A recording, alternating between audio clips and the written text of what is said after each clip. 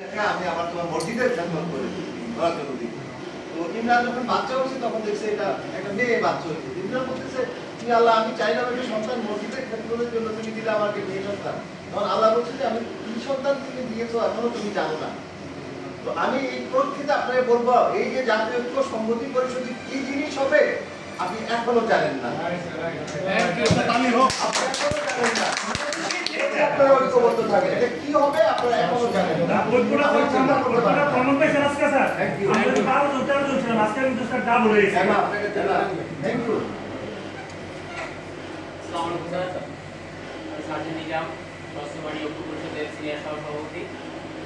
Sir আমার একটু ছোট্ট রিকোয়েস্ট ছিল এটা পারা যায় কিনা, যেমন দূরদূরান্ত থেকে অনেক লোকই আসবে, অনেকগুলো ইনভাইট করেছি, আমারই ব্যক্তিগতভাবে প্রায় 50 জন লোকের মতো হবে, আমার একক পরিচয় নয়।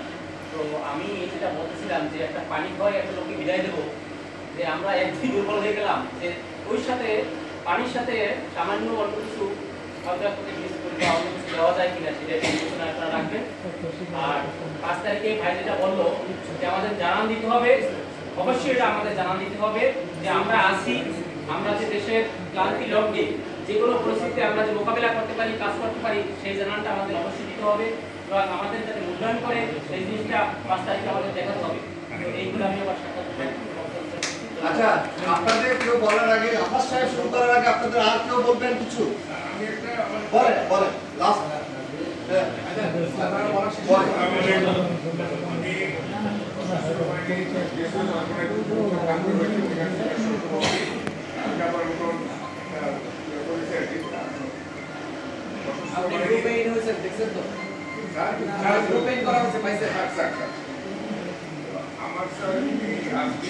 আমি আগেও এখানে এই ফোরামে আসি, প্রথম যেটা মিটিং হচ্ছিল ওটা রেডি করছিলাম, অন্য সময় ছিলাম আমি একটা, ওটা আমি ছেড়ে দিয়েছি। আমার